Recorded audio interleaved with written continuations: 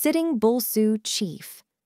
Sitting Bull, born c. 1831, near Grand River, Dakota Territory, now in South Dakota, U.S., died December 15, 1890 on the Grand River in South Dakota, Teton Dakota Indian chief, under whom the Sioux peoples united in their struggle for survival on the North American Great Plains.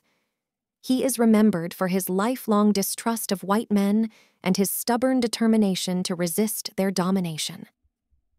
Sitting Bull was born into the Hunkpapa division of the Teton Sioux. He joined his first war party at age 14 and soon gained a reputation for fearlessness in battle. He became a leader of the powerful Strong Heart Warrior Society and, later, was a participant in the Silent Eaters, a select group concerned with tribal welfare. As a tribal leader, Sitting Bull helped extend the Sioux hunting grounds westward into what had been the territory of the Shoshone, Crow, Assiniboin, and other Indian tribes. His first skirmish with white soldiers occurred in June 1863, during the U.S. Army's retaliation against the Santee Sioux after the Minnesota Massacre, in which the Teton Sioux had no part. For the next 5 years, he was in frequent hostile contact with the Army, which was invading the Sioux hunting grounds and bringing ruin to the Indian economy. In 1866, he became principal chief of the Northern Hunting Sioux, with Crazy Horse, leader of the Oglala Sioux, as his vice chief. Respected for his courage and wisdom, Sitting Bull was made principal chief of the entire Sioux nation about 1867. In 1868, the Sioux accepted peace with the U.S. government on the basis of the Second Treaty of Fort Laramie, which guaranteed the Sioux a reservation in what is now southwestern South Dakota. But when gold was discovered in the Black Hills in the mid-1870s, a rush of white prospectors invaded lands guaranteed to the Indians by the treaty. Late in 1875, those Sioux who had been resisting the whites' incursions were ordered to return to their reservations by January 31, 1876, or be considered hostile to the United States. Even had Sitting Bull been willing to comply, he could not possibly have moved his village 240 miles, 390 kilometers, in the bitter cold by the specified time.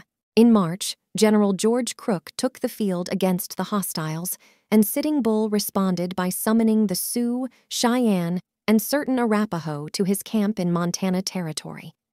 There, on June 17th, Crook's troops were forced to retreat in the Battle of the Rosebud. The Indian chiefs then moved their encampment into the valley of the Little Bighorn River. At this point, Sitting Bull performed the sun dance, and when he emerged from a trance induced by the rigors of the ceremony, he reported that he had seen soldiers falling into his camp like grasshoppers from the sky. His prophecy was fulfilled on June 25th, when Lieutenant Colonel George Armstrong Custer rode into the valley, and he and all the men under his immediate command were annihilated in the Battle of the Little Bighorn. Strong public reaction among whites to the Battle of the Little Bighorn resulted in stepped-up military action.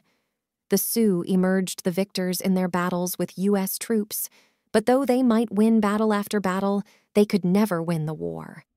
They depended on the buffalo for their livelihood, and the buffalo, under the steady encroachment of whites, were rapidly becoming extinct.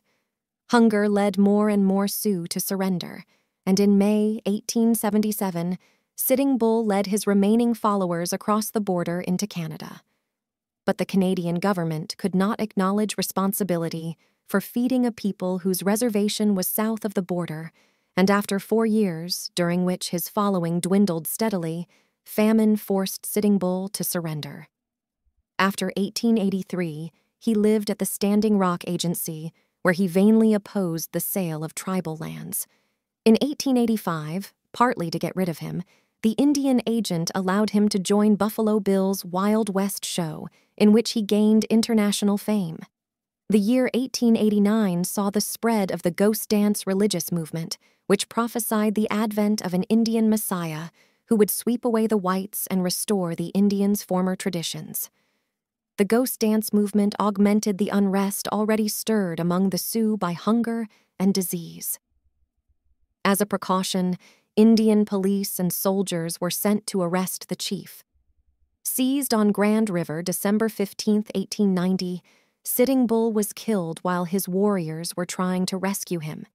He was buried at Fort Yates, but his remains were moved in 1953 to Mobridge, South Dakota, where a granite shaft marks his resting place.